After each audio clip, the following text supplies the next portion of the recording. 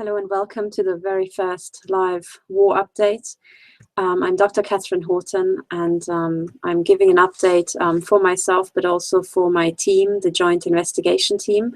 I have decided that I'm going to give an update every day because the war is heating up. As most people know, we are in a war against the intelligence agencies around the world, against the military and law enforcement and other captured organizations who have been captured by organized crime. We have been trying to work very hard the last year to find out what this crime is, how it's being committed. It's very complex. It's using modern technology, and we've been trying to help victims. What we have noticed, certainly since pretty much, well, I would say May, is that there has been a gradual stepping up of the brutality against the investigators in my team. There were several instances where it has escalated. Right now, we are trying to continue, but it's extremely hard. Most people know that there was a malicious takedown operation against my colleague Melanie Richan at Hospital Erasmus, where I was also present. During a cesarean section, they have removed her baby. They have now, over a month later, still not given her baby back. I personally consider what I've witnessed at Hospital Erasmus to be a criminal entrapment operation by the Secret Service, and I strongly suspect that the child is being harmed. At the moment, we do have some indication that not everything is in the best of order. It's very hard to say what is happening because Melanie doesn't have much access to her child. But I personally would like to request help of absolutely everybody who can run an investigation on Hospital Erasmus in Brussels, because I strongly suspect that really malicious things are happening there, especially in the neonatal unit and in psychiatry. What I saw in psychiatry was almost exclusively fraud, extremely fraudulent, extremely malicious, violating any principle of human respect and human dignity and human rights. But I also think that some extremely malicious things might be happening in the neonatal unit of Hospital Erasmus. I've got some indication of that, and certainly a lot of circumstantial evidence. So in particular, I would like to ask all the investigators who are out there to look into any past cases of children being taken away at Hospital Erasmus on some sort of airy-fairy, accusations. And I would like people to look into the possibility of MK Ultra being run at the neonatal unit pretty much from birth. So traumatization of babies, any indication like that, I think there's certainly enough reason to look into. And my gut feeling tells me that there might be material there. What I have witnessed at Hospital Erasmus was such a smooth Secret Service operation in my books that I don't think this is the first time it's happening there. In fact, when Melanie Richan's father and I spoke at the neonatal unit with the doctor, she laughed at us and she says, "Why are you so upset? These things happen all the time here," meaning that babies are being taken away from the mother. Now, this is a quote that really stuck in my mind. I still have to dig out the name of the doctor who spoke to us. At the time, it was a blonde woman, again, fairly young, as most of these people were at Hospital Erasmus, but I strongly suspect, to the best of my knowledge, that it happens to more babies and more mothers than just Melanie Richan. So I think Hospital Erasmus, the neonatal unit and psychiatry have to be flagged most urgently. Please, anybody who has access, look into past cases of any possibility of, administrative child abduction, child kidnapping, mothers being separated from their babies, or babies being kept in the neonatal unit for long periods of time without a valid reason. My personal hunch at this point is that babies could be implanted. I think that the only way I can explain what I have observed and the behavior of everybody involved is that they were preparing to implant the baby and also to run traumatizing experiments on her. So early development traumatization is MK Ultra, right? So I think this is what's happening there. Also, I very strongly remember the incident where Melanie Richam was brought back into the hospital the day after she was transferred in the middle of the night for a late night interview between midnight and 2 a.m. at Hospital Brugman. But when she returned to Hospital Erasmus, she was kept in the basement in a room, locked in a room where the mattress was on the floor. Meanwhile, I was standing meters away from her in the corridor, not having been given access to her. And I was standing next to, certainly the room next to me had 2 empty beds. So the hospital was not short on empty beds. This was, again, one of these trauma-based mind control sort of setups.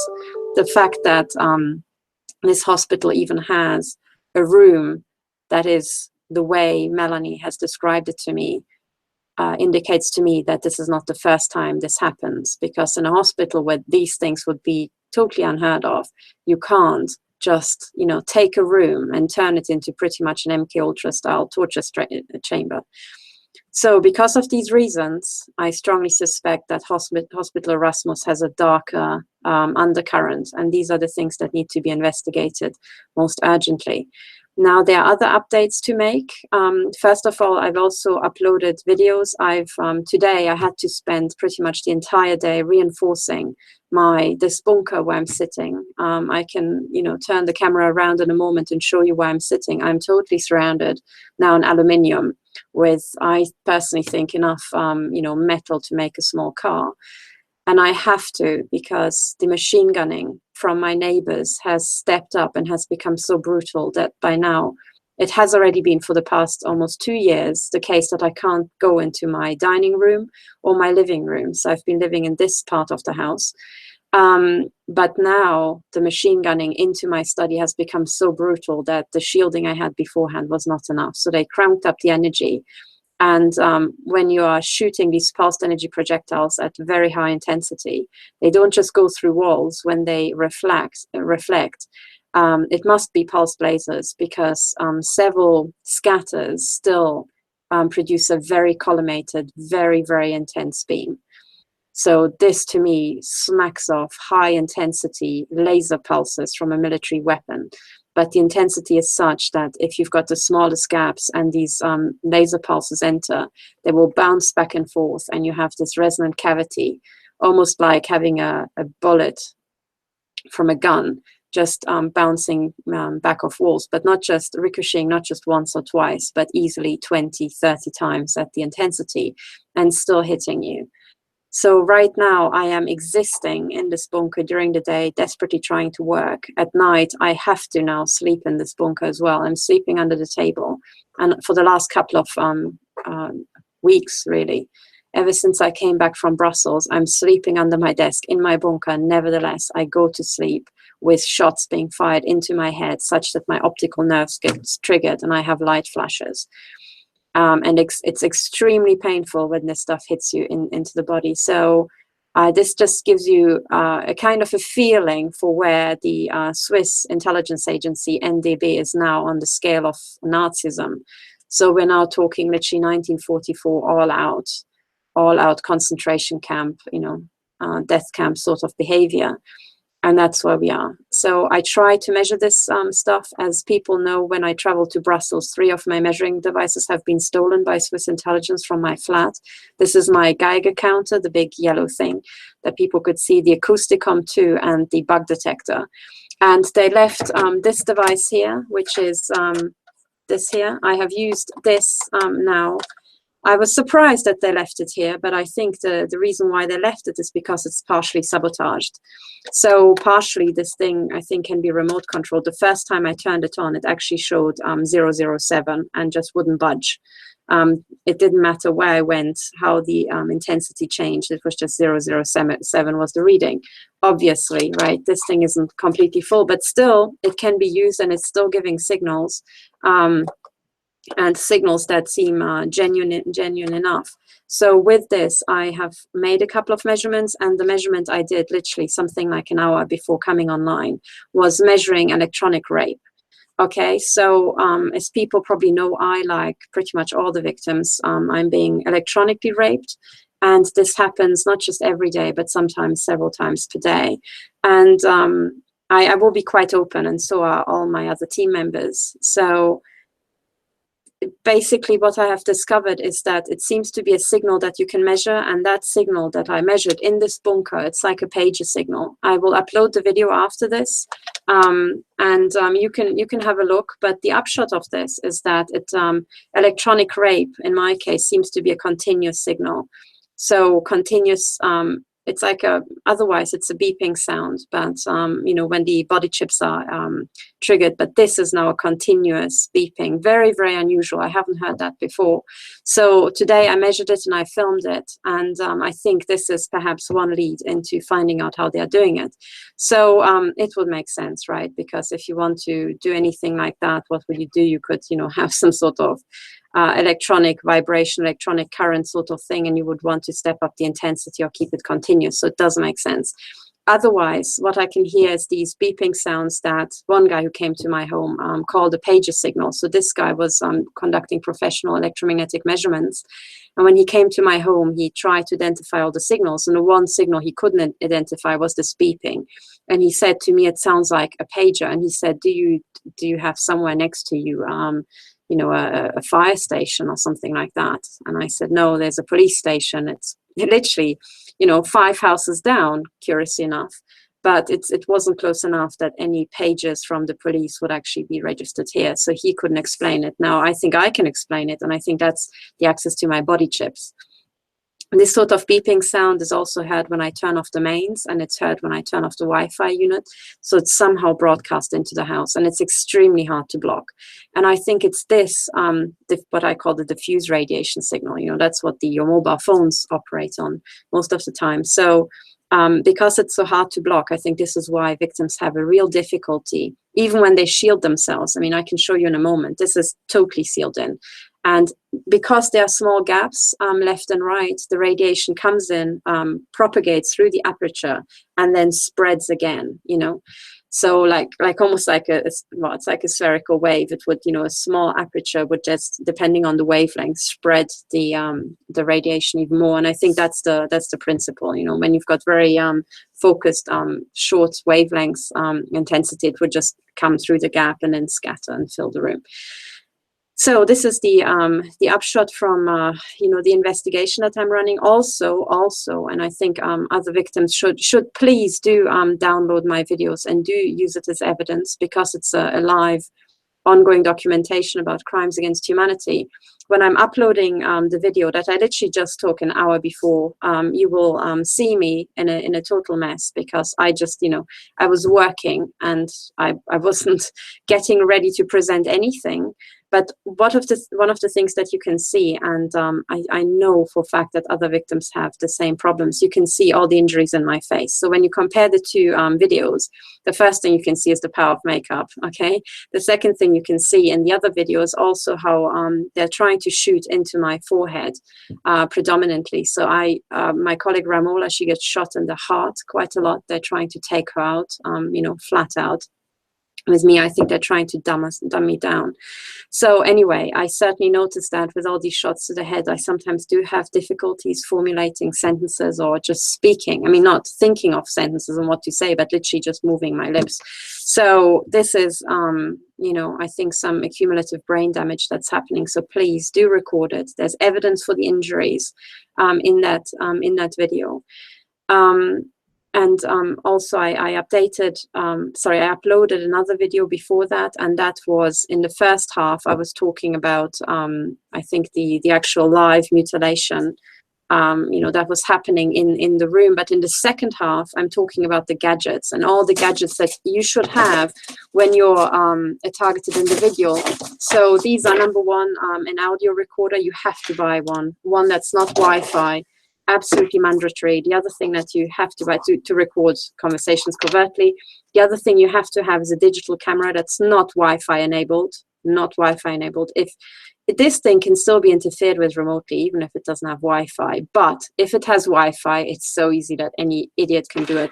With this, you kind of need other equipment. Then the other thing you need is a power bank. I have 2 by now. So power bank with which you can charge your mobile phone really fast, because your mobile phone can be, I think, you know, the term for it is sting rate. So the battery gets drained remotely. So when you have street theater and someone has one of these devices, people have already reported this in the UK with the police, that they will drain mobile phone batteries so that people cannot record any footage.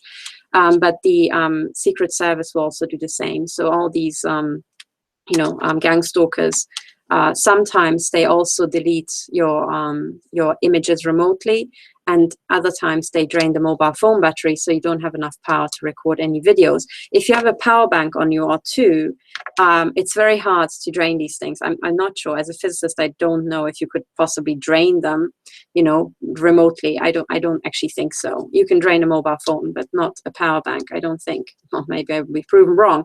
But anyway, it's still, in the cases where it happened to me, it really helps when you just plug in the phone straight away. It immediately has power. And until they drain this load, you can still film. And then if you've got the second one, they have to drain a second load after that. Total cost of one of these, I think here it's something, I think I paid 20 euros, and I was at a petrol station, so I paid through the nose for this thing. It's about 15.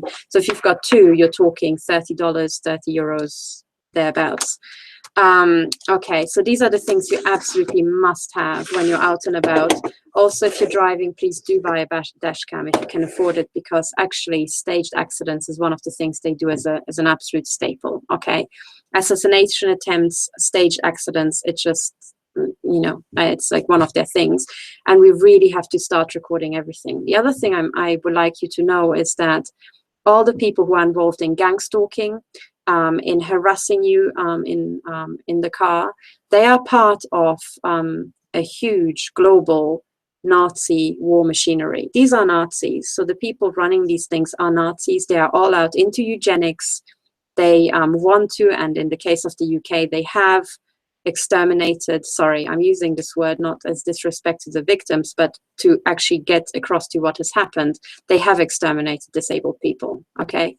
So the benefit cuts in the UK, they are not by mistake. I'm sorry, they're far too systematic, far too large scale. This is a systematic extermination, a genocide of disabled people. All right, this has now already happened in the UK. So please do wake up. This is real. You can read up about it. You can read up about how many people died of starvation, of cold in the street, or just killed themselves because their benefits were withdrawn. All right, this is not just cruel. It's inhumane, it's absolutely criminal, and it's a total Nazi program. And when you can see what's happening to them, right, everything else makes sense. Nothing else is a surprise. So if you're in the UK, I want you to understand where you are in the Nazi program, okay? You have already killed the disabled people, all right? So they're continuing the killing, and then just like in the Nazi times, more and more people will be loaded into it, okay? So in the Nazi times, it wasn't just Jewish people who were murdered. It was, communists, socialists, people who spoke up, people whose face they didn't like, absolutely everybody, all right? There were also nationalities they didn't like, and because that was the hate person of today. So when you actually look into it, it's exactly the same now. So what else I wanted to tell you is that as we're moving through this war, because this is what it is, this is a live shooting war. I've got active shooters, not just at one place, but 3-4 places around my house. So in this live shooting war, one of the things that happens is that also you have, of course, information warfare. So the communication channels of the other side should be sabotaged, disrupted, any way possible. This has happened to me, and I was trying to document it. So I have put out a lot of tweets about where I was trying to prove the shadow banning, and I was trying to actually show how it's done. There are different ways to do shadow banning. Of course, there's the really obvious one whereby the service just don't broadcast, your messages anywhere. It looks like they're being broadcast, but they're actually not. There's also the way to, if you have a follower who in turn has a lot of followers, then it's like a supernode in the network. So if a supernode starts following you and you are tweeting something and this really appeals to the supernode and they retweet it, suddenly a lot of people hear about it. Now, of course, the intelligence agencies don't want to do that, So they typically snip followers. If you have one person who has, I don't know, 34,000 followers, and he's suddenly following you, I bet you my breakfast that that person will be unfollowed without their own personal doing. All right, People have said that to me already. They said, oh, I followed you now, and every single time I come back to your page, I realize that Twitter is not following you anymore. This is what it is. This is information warfare.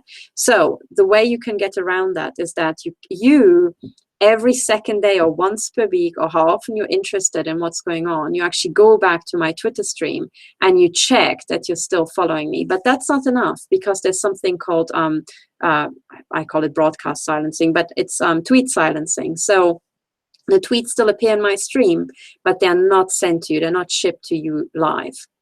They're not even shipped delayed. They're not shipped, okay? So the way around that is that you come to my Twitter stream and you read through it. If you're interested in what I'm saying and what I'm putting out there, you just read through the damn thing on my site. You don't wait for it to appear on your device. You go to my page and then you read through. Now, there's another way that can be blocked, because people have cottoned onto this one as well, and this is to make tweets disappear. They disappear from people's streams as well. Now, the way around that is to have numbered tweets, and that's what I started doing. So when you see the number in brackets at the front of the tweets, I try to have it consecutively. I think once or twice I cocked up and then, did the things out of order. But I try to have every single number only once and preserve the sequence. And basically, you can go there and you can see the numbering and you can see every single tweet. So if you're really interested in following this war and you want to follow it daily, just go to my site every day. Remember to do that and just read through what I put out that day.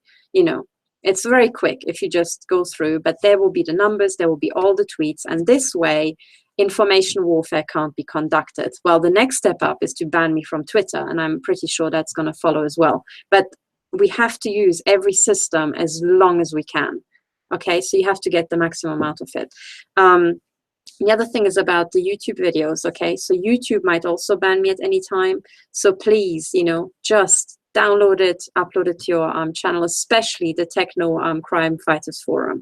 Okay, I'm trying to make these war room updates also, what's it called? Creative Commons license, so that you can just download it and upload it to your channel. The most important thing is that, the message gets spread, and that is really of paramount importance. So you can also really help me if you don't want these videos on your channel. Just make a new channel and just duplicate it, because the more copies there are, the more the algorithms will pick it up and smear it across cyberspace. So YouTube and Twitter, they are doing certain, what's it called, like dampening effects, I'm pretty sure, and I've seen evidence for that.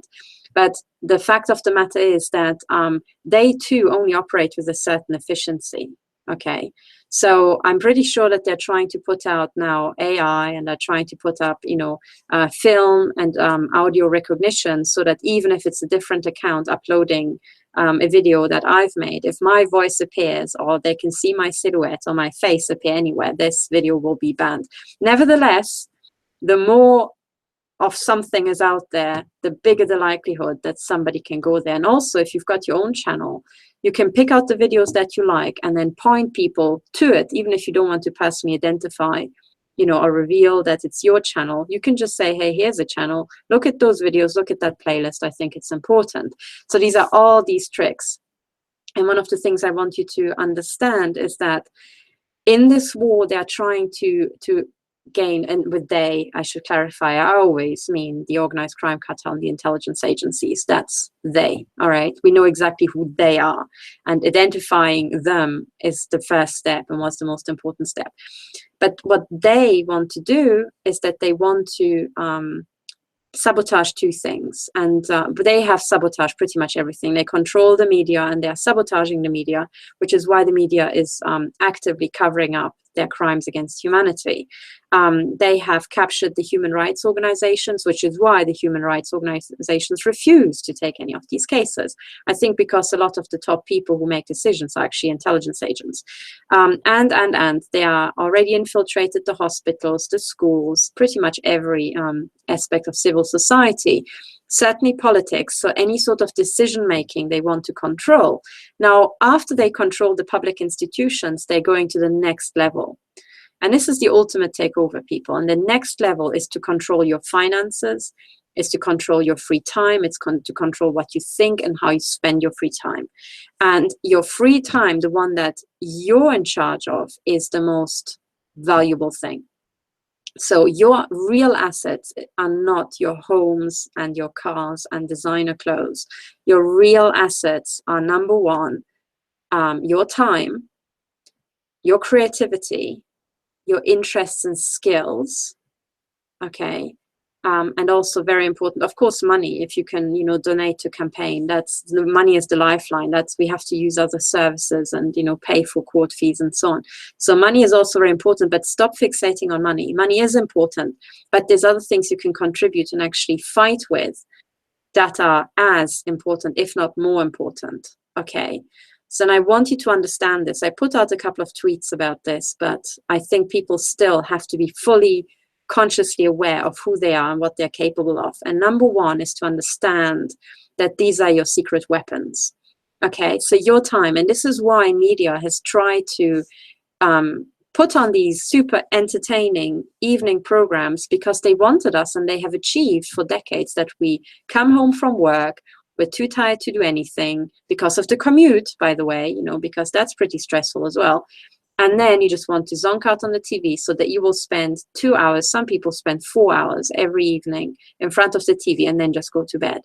Now, this means your entire free time of 4 hours has been totally, you have been actually anesthetized, put into paralysis, but you did it voluntarily. Okay, so that's what they achieved. Now, if you regain your time, switch off the television, first of all, switch to watching everything over the internet where you have to make an active decision that you want to watch something, and really start going out and grazing and picking out stuff you've never heard about or you find really interesting. So that's your free time, okay? And you have to defend your free time. People will start, and especially with me and my team, people come and try to waste our time. So they will do the same thing to you, okay? Now, once you have your free time and you have the freedom, you can spend it the way you want to, okay? Your biggest asset are your skills and your interests, okay? Because that really determines your little dynamo, maybe your super engine, and your interests are pretty much the track where you can take off, right? And your creativity and your skills are the engine itself. So this is why it's really important that you invest in the skills, the things you like about yourself. What are your skills? Pick them up and just drive them forward, because we need you. Whatever your skills are, whatever your interests are, even if you think you don't have any particular skills, no, you do. It's just because of the way society is that they kept it secret from you of what you can do with the skills that you have. Okay, so please start using your skills and think you yourself, how can you help in this war? No one can tell you what you have to do. That's the olden days. They used to fight wars that, everybody was organized, if they had the skills or not, into all these, troops and regiments and whatnot. And one general would then tell everybody what to do, and then everybody would percolate it down. That's bullcrap. We don't have time for that. And, it was bullshit for the last couple of thousand years. So the modern war is fought by you thinking for yourself. You become an autonomous thinking unit, and you go out and you think about it yourself. What are the problems? What can you do? What can you do, and who can you recruit? And this is now a very important thing, because another very, very important asset you have, which is actually, after your creativity, your network is your biggest asset, okay? And I'll try to make you understand why. So when you're trying to achieve something, there are certain things that when you put in the work, or put in a certain amount of it, you get a proportional amount out. So if you double the effort, or you double the time, in certain, for example, in a factory line, if you double the time you produce something, you get twice as many things. Now that's a linear, okay? That's a linear relationship. And then there are things which are highly nonlinear, and that's the stuff we need, which is like, you spend 5 minutes doing something, and then you revolutionize the world. Okay, so inventions are something like that. One guy just sitting in a bathtub, suddenly having a fantastic idea. The amount of thinking about it and generating the idea takes 5 minutes. If it's a new technology, it revolutionizes the world. 5 minutes, Of course, you have to then, use the invention and so on and so on, but you know what I mean. So your creativity and your insights and ideas are non-linear. They can be total quantum leaps, right? Total phase changes. They change the entire system. That's why your creativity is so important, and your ideas. And you're unique, so only you can have your ideas.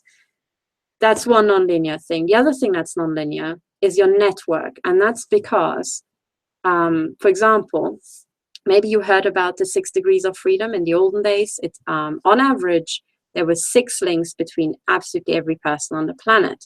So if you wanted to get through to somebody, you could, ask somebody to ask other people to ask other people, and then you would count on average, how many people would have to pass on a message, say, until you reach a certain person on the planet. On average, it used to be 6. With Facebook, apparently it's 3.5.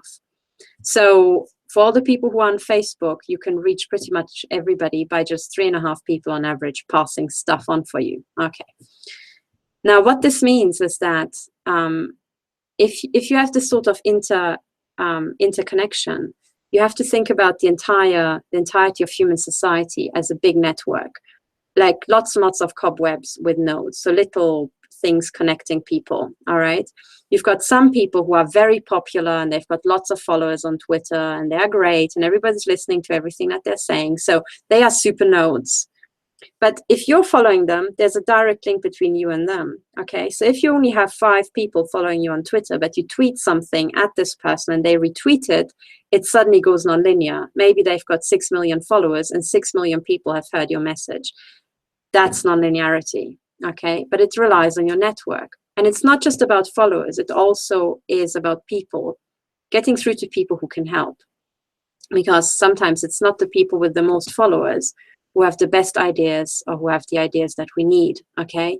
So I want you to understand your assets. You need to know what your assets are, and your network is one of your biggest assets. Your creativity and your network are the 2 nonlinear effects we have in human systems. And you have to use both, like by yesterday, because we really need you. Because I am now being killed here in Zurich, and I can tell you that there are hundreds of thousands of people who are being killed right now in their individual concentration camps, and we've got no idea how to stop the intelligence agencies. They are out on a killing spree, and we've got no flaming clue how to do it. So if you could please help us, then now would be the time, not next week, because next week we're all dead, perhaps. Okay, so please get on it now and understand what you have to do. You have to free your free time. You have to use your own particular skills that make you special and your special interests. And you have to use your creativity to come up with something. And then you have to use your network. All right, so you have to start recruiting people. And not everybody will listen to you for certain reasons, some of which have to do with sophisticated technology, but you have to go out, and I want you to understand that there's a lot of news being put out, and, I have no way to check from my little bunker where I'm now. I only have the internet, but there are things like, oh, well, whatever, the Marines landed at the CIA headquarters and this and da, da, da, da. I just warn you of one thing. When these spectacular things happen so quick, without any big hoo-ha and big war somewhere, they just happen to come out of nowhere. It could be it's just a show. And if it's just a show, right, as I said, it could be true. I have no way to check it. But if it's a show, the point of the show is exactly the same as the point of the television programs that you're watching at night. It's to keep you sedated. It's to keep you paralyzed. And in this case, the paralysis sets in because you're made to believe you're just there leaning back and you're told, don't worry, it's all being taken care of by the best guys we have. The Marines, they are the, sickest, most brutal bunch we know, and they're taking care of it. So don't worry, move along, citizen. Nothing for you to do here because you can't match the Marines. That's bullshit. Because one helicopter load of Marines will not stop the organized crime cartel. Because it's the biggest fucking organized crime cartel in history. It has been with us, as Karen Horton keeps saying, since the last ice age. I think it has been with us ever since, human beings existed. So this is big, guys, okay? So don't just sit down on your sofa thinking that one helicopter load of Marines is going to do jack shit. because it's not gonna. All right. So the whole point is that if any spectacles like that happen, is that you think, oh, it's being taken care of. I don't have to do anything. That's bullshit. I'm telling you, this thing will only turn the way of the good people if you do something. And if you just listen to this and sit on your ass, well, I can tell you who's going to win. It's the people who won for the last couple of thousands of years. So you have to understand. And the way you can help is not just by donating, but please do donate, because I have to buy a bunch of, equipment, replace the equipment I had, and so on. If you can't donate, please ask other people. But it's not just money that we need. We need your skills and your ingenuity, and we need your network.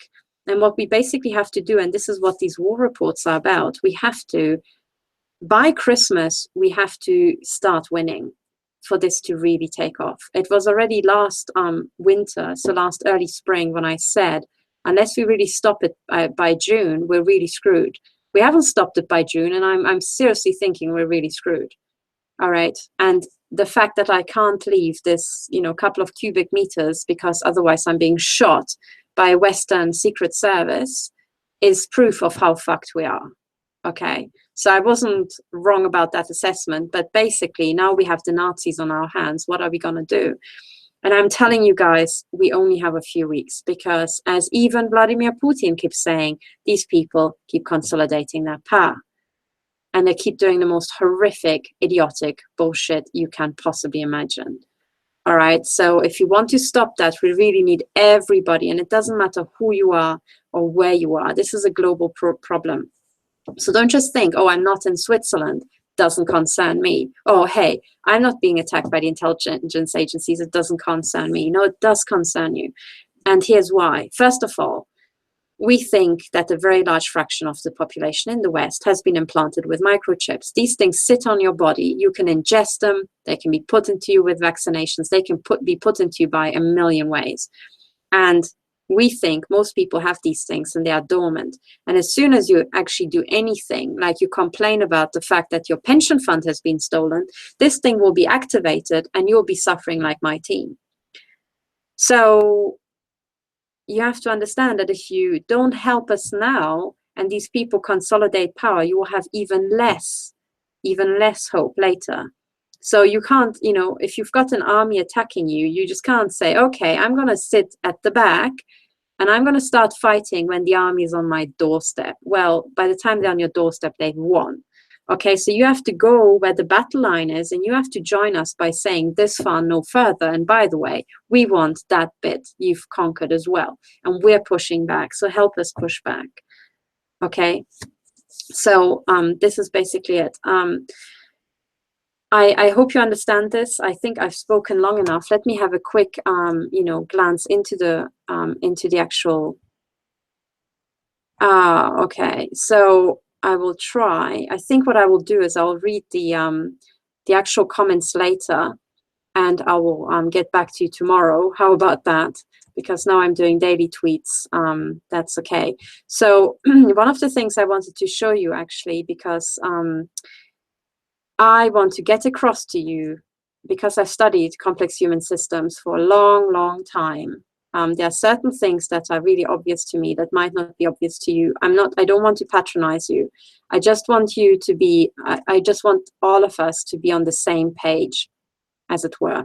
And for that, I would like to show you a couple of videos. Okay. And I would like you to understand these videos really intuitively. So I'm going to share my screen. So as I'm slowing down because I'm opening links in the background, and the links that I would like to show you, hang on. So these are the examples I could find that show how this system, how we're going to win this war. Okay, and these examples show you how complex systems work and how large groups of people who really don't like the current situation can bring about change. Okay, so these things, the videos I'm going to show you show semi-violent situations. These videos are from riots.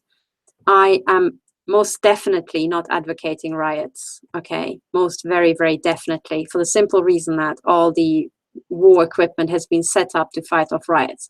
So we're not going to fight them with riots, everything but. We're going to fight them in a very brainy way with our public institutions and by recapturing our public institutions. But certain things that people had success with in riots also work when you're dealing with complex human systems, okay?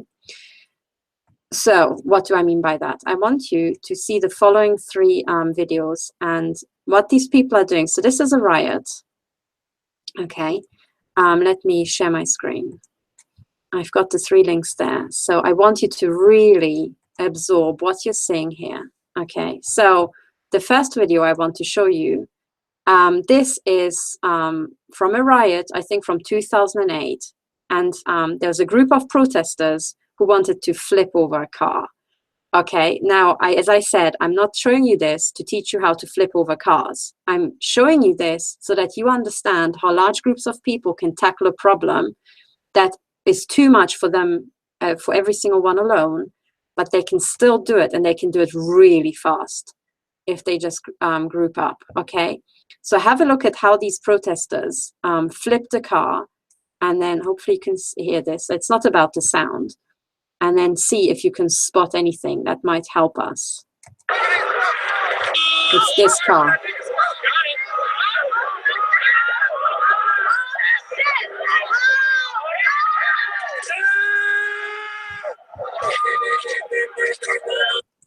Okay, so this was the actual car flipping.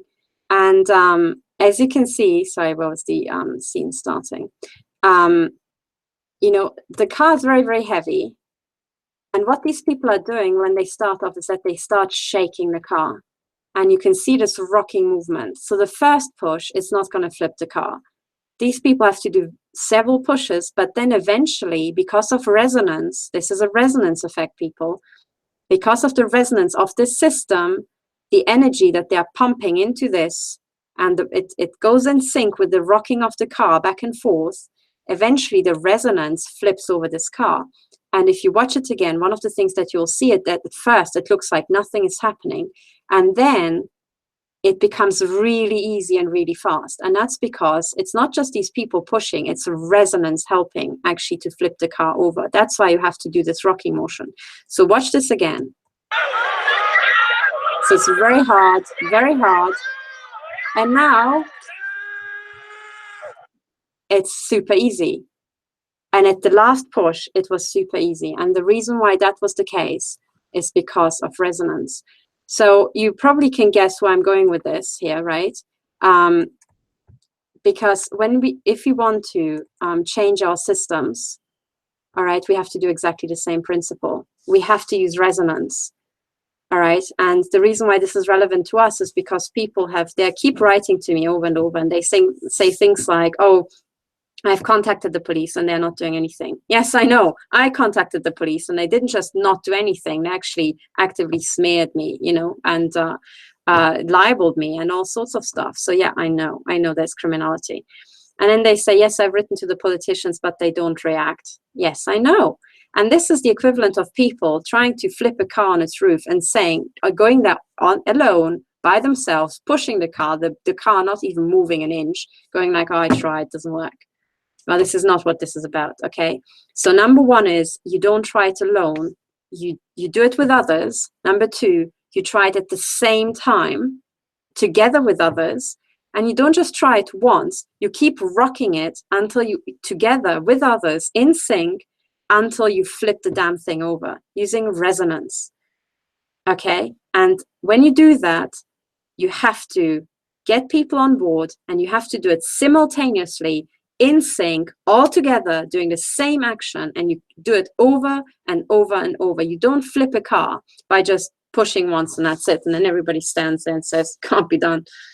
Of course not, right? So you keep doing. So this is what we're going to do over the next coming weeks. We're going to keep doing the same things, and it will be the same things, I can tell you now, but we'll do it until the entire system is flipped on its roof and we get back to normal. So you have to understand that doing the same thing over and over is part of the part of the point. Now I want to show you another video. I've got several of these car flipping videos. I've got 3 in total, and I want you to see the second one because every single one has got something that is very important. And this is about how the entire car flipping scene has been initiated. So have a look at this video. It's very important, so please really take it in.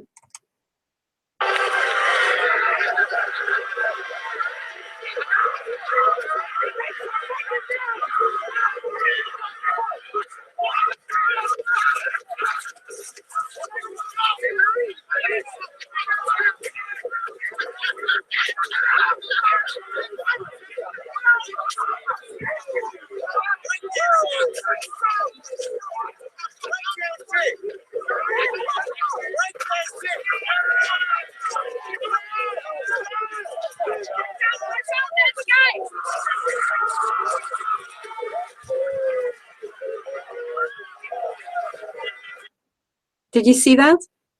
Again, exactly the very same rocking motion, right?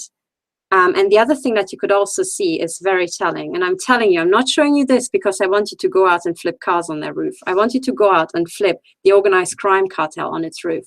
All right. And I want you to recapture the human systems that we have, the police, the intelligence agencies, hospitals, and everything.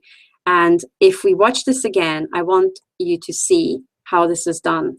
So first of all, in the beginning, you can see people trying to get into the system, that's the car, and they are whacking the screen, but they're not getting anywhere. Okay, they're putting dents in and it left some traces, but this glass it's impossible to break.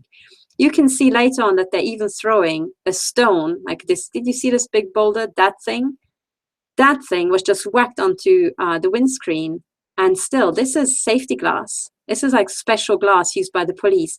Even that can't get in there. So these are your individual emails going to politicians. And this is maybe a group email. You know, maybe if 50 of you get together and write to a politician, approach a politician, it's that sort of impact. It will be registered, it will leave traces, but you ain't getting in. And I think that's exactly what people noticed.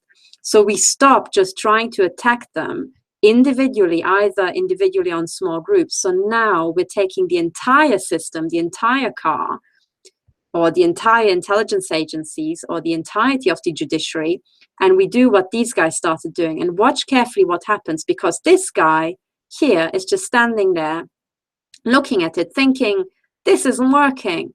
And then, whilst I think this guy still starts hammering the windscreen, not understanding that this isn't working. This guy's already below the car, going really under the system to then push it over. Watch again.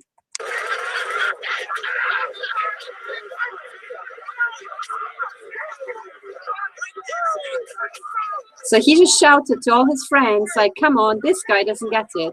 And these guys are already lifting. And then the rocking motion. And suddenly, when a few people start rocking,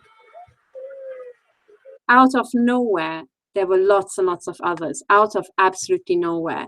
So it's very important to analyze these scenes, because in the beginning, you know, it was just this guy here. It's this guy, and I think this guy, but he does a shout to absolutely everybody, and he communicates what they're doing. And then an entire row of them just goes forward and they start lifting. And as they are doing this, other people understand immediately. And also notice that as they started lifting, there were people still whacking stones on, which at the moment was counterproductive. All right, so we tried that, it doesn't work. So we're now going under the systems and we're rocking together. Okay, and that's how you get it. So again, I'm not just, I know this is really drillery, you know exactly what I'm on about, and you know exactly what I'm saying, but please, please, because the messages are much more subtle. If you now transpose this to our complex human systems, the first thing you have to do if you want to tackle a system is put out a shout to other people. You can't just go there on your own, one person trying to lift a car, forget it. And in this big melee, people won't even notice you're doing it. And the same thing in the information society. You might send emails to your local politician lobbying them to stop targeting, but no one notices. no one can hear it. So you start with, first of all, putting out a shout to everybody that this is what you're doing, and then you do it, and then as you're doing it, you try to get people doing it at the same time. Okay, and if they don't react, you keep rocking. So you do a follow-up email and the follow-up email, and then you, with every push, you're trying to get more and more people on board. Okay, and I want to show you the final video because understand people, this is about complex systems, and in physics we take a simple system we can understand, and when we've really figured out how that works and we've spotted absolutely everything that there's to spot, we then transpose it back to the complex system. All right, and I want to show you the last video, which is about how do you notify people, because this guy in this video, he just put out a really big shout. Okay, so he seemed to be, his body language seems to be like he's one of the leaders. Okay, so people listen to him. So this is the equivalent of somebody with a lot of Twitter followers suddenly saying something and a lot of people listen. Okay, right, easy to do. This guy seemed to be there in a gang, and all his gang members just, you know, followed his lead straight away. Of course, it can be done like that. But now the last video is about what you do if you don't have a gang.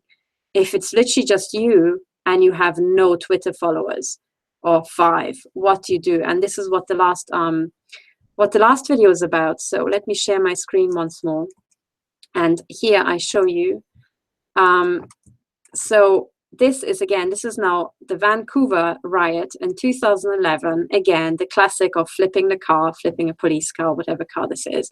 And now have a look of, you know, how this is, again, triggered. How does it start off? And now watch carefully how this entire sequence is initiated of flipping the car on its roof, or just being, you know, having this overwhelming aggression against the car.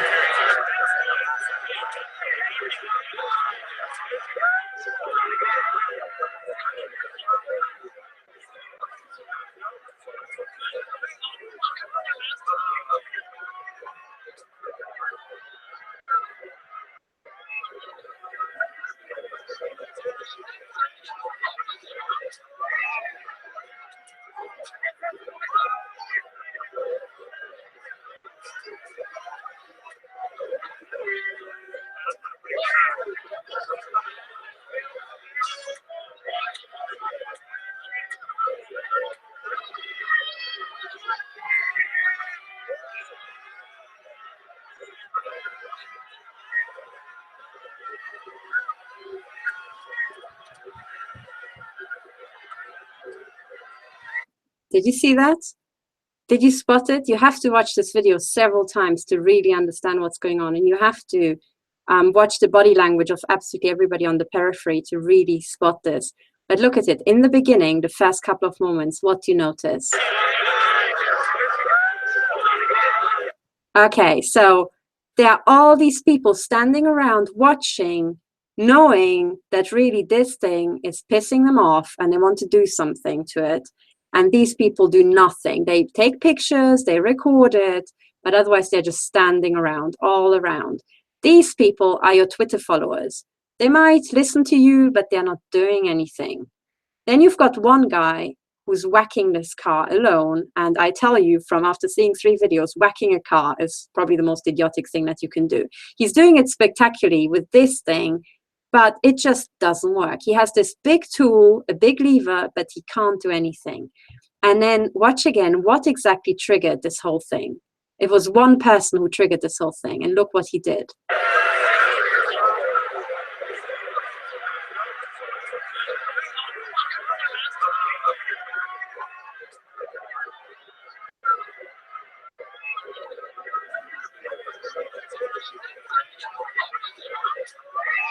That's so utterly pointless, like this guy is going to give up. He kicks it once and then walks off.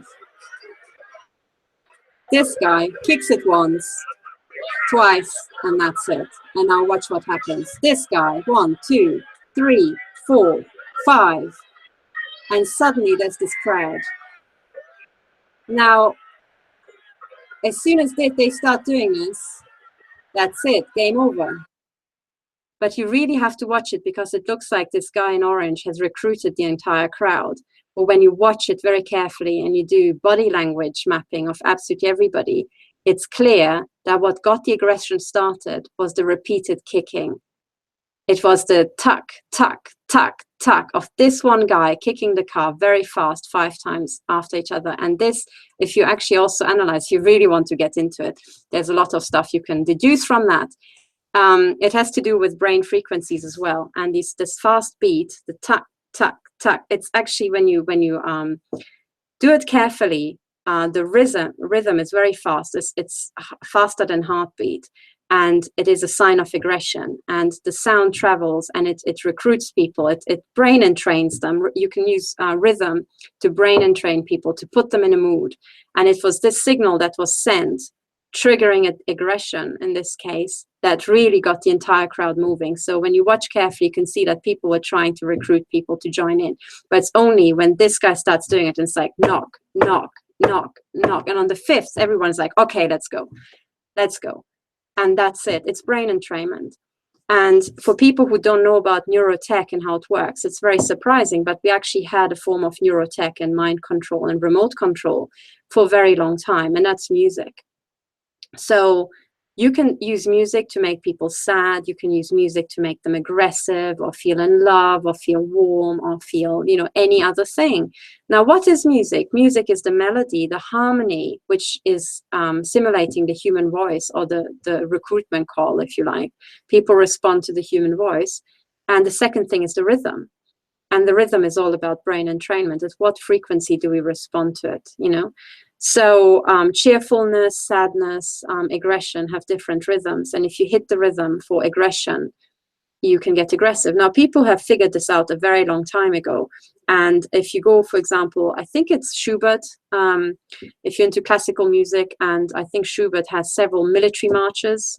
He has written military marches. Other composers have written military marches. And the entire point of military marches is brain entrainment. You want to take your big, you know, burly guys, big muscular dudes, and you want to make them all simultaneously aggressive to attack somebody else. And you're just a psychopathic aristocrat, you know, watching the whole thing, thinking you're great and you're going to make a lot of money when you have asset stripped the other aristocrat. That's what war was about, always. But it was always achieved by brain entraining a bunch of what I would call big dumb fucks. Anyway, it works. So, you know, suddenly there was a market for military marches and all that. And if you listen to the military marches, it's really like, okay, you know, let's go, let's go, let's go. And that's exactly it. It's brain entrainment. So what I'm not saying you go out and you're pumping out aggressive music and you start doing this. No, no, no, no. This is like 20th century, okay? We're not about flipping cars on their roof or protesting. This is not my instruction course of how to cause havoc when you go out protesting. No. What I'm saying is we have to do exactly the same thing, and we have to have our equivalent of military marches, but we have to do it with complex systems. Now, the way you do that is if you want to really start a campaign, and this video was trying to show you, you don't have to be a gang leader. You don't have to have thousands of followers. You just need to be seen and heard. And if you hit the right pitch, if you get it right, your tweets go viral, right? Your message gets passed and you recruit people. And now this is what I will like you to start doing. I want you to start putting out whatever, YouTube videos, tweets, social media posts, whatever suits you. But you have to put it out to a network, because it's the network that's really nonlinear. And then you have to use your creativity, because that's what's really, what's really igniting others. And you have to use the two things, put it together, and try to hit resonance. When you resonate with others and they get your message, you know, then they become in sync, they amplify, and the entire system resonates. The entire human system resonates. And when you hit this resonance and you start moving with other people in sync at the same time, in the same direction, not necessarily on the same side of the car, but you have to kind of, you know, push the car into the same direction repeatedly, you can get there. So what I really want you all to do, you can help me by donating, but that's not it. The best way you can help me is if you start kicking off resonance in your part of the world, in your part of this. We only have one big complex human system, by the way. It's so intergrown. It doesn't matter if you're in Japan or if you're somewhere in Australia, or if you're in the middle of Africa, or you're literally downtown Detroit. It doesn't matter. but you have to do the same principles. And what these live wartime broadcasts are about is that I'm going to tell you what I'm doing with my team. I'm going to tell you what my colleagues are doing. And I will ask you to start moving in sync with us, because we need your help. We need to flip this car and other cars on their roof really fast, and we need your help. And really the big sad truth is that I've been mutilated for so long that my brain is fading. I'm not, losing my mind. I'm not going mad, but certainly my capabilities are not what they used to be after having been shot in the head for 2 years. And everything I know and everything I can do, I have to pass on to you as long as I can. So please, please listen to this and please pass it on, because if I could just explain to you how urgent this is, and this is not just about me, it's so heartbreaking every single day. Get messages. I got messages today from Melanie, which basically just, led to a total core meltdown, because these people are messing her around. They're not giving back her baby.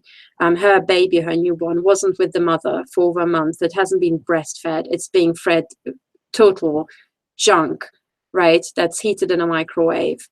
And the baby, I personally think, is being set up to be traumatized for MK Ultra. It doesn't get any worse than that. And when you're like me and you have suspicions that they would want to implant a baby, you go nuts. So today I went nuts. I just can't handle this. Everything to do with children, I just can't handle. That's too much for me. And it makes me so angry and so upset. And that's just Melanie. Meanwhile, you've heard about the case of Frédéric Laroche. Well, he's being messed around by French intelligence. Okay. And it's just getting worse. He's got a court hearing tomorrow. They are messing him around. I think they want to just totally financially ruin him or lock him up in jail. And both him and I, based on the evidence I've seen from him and based on the mind-boggling collection of administrative irregularities in his case, I am 100% sure that this is an entrapment operation. What he has now given me evidence for, and what he has reported himself, and also reading between the lines and looking for what's missing, to me, it looks 100% like an entrapment operation by French intelligence. And it was followed literally, I think it was the week after Frédéric Laroche contacted the entire French parliament about targeting, that this takedown operation happened, this staged car accident. So this is now, the staged car accident happened when in July, I think, and now we have, the middle of November, but this is pretty much at the end of November, almost. This is how long it took. And also Frédéric was put into psychiatry. He was drugged. He was tortured there with the drugs, with directed energy weapons, the usual spiel, because you have to understand psychiatry these days is an internment camp. It's not a medical facility. It's an internment camp. Okay. And he's been put through that internment camp. Then they took his car away, and now I'm really, if anything happens to Frédéric Laroche tomorrow at this court hearing, that French court, the judges, French intelligence, and the Préfet de l'Isère is not going to hear the end of it. And that much I promise. But nevertheless, we have this court hearing tomorrow, and we have to wait and see what happens. So that's just it. Then there are, news from my colleague, Dr. Millicent Black. She continues to be mutilated and tortured by Randall Webster, the Air Force veteran who has access to all this fancy military technology and is also serially killing members of his own family, her family, and other people in the community, and is training up death squads who are then being set loose on Tennessee. Meanwhile, my colleague, Karen Melton Stewart, continues to be irradiated and mutilated in her home. Her pets, I think one pet has died, the other pet developed cancer, and it's a total takedown operation on her life. And meanwhile, my colleague Ramola, who is putting out, she's the journalist, everydayconcern.net, she's putting out all these articles, reporting, doing the work that the mass media should do but haven't done for 20 years.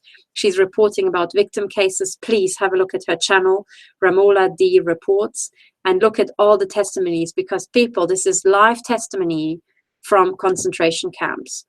And like my colleague Karen Melton Stewart said, back in the Second World War, people who heard reports coming out of Nazi Germany couldn't believe it. Well, guess what?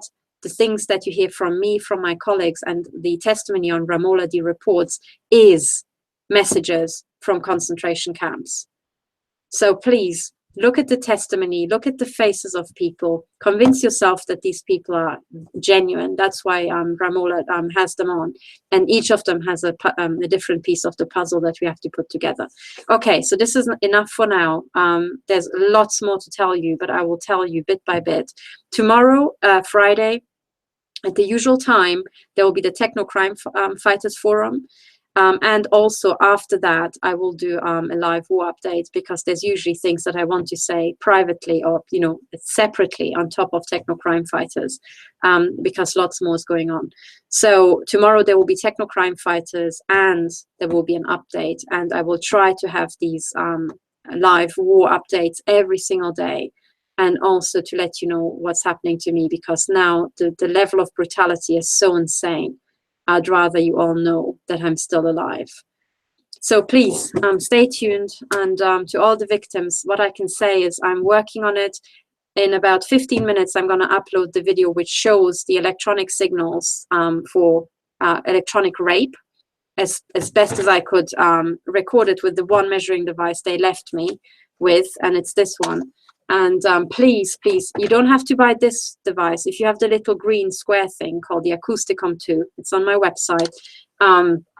If you have that device, you should be able to pick up those signals. That device is cheaper. It's not cheap. I think it's still 180 euros or something, but it's cheaper, or maybe just 110 pounds or something like that. So roughly $130, $150. But you can pick up the signals. So I ask you to film the signals. I also encourage people to get the bug detector and scan themselves, because Frederic Laroche managed to find bugs in himself exactly at the same point where Ramola, I, and Melanie have them. The back of the head, you know, very clear signal. And, you know, but there are many, many more people who are being implanted. And if you're being electronically raped, like I think all of us are, it means that you have chips in your genitals, most likely, and in other places. So please just get going with this. Don't just let them do this to you.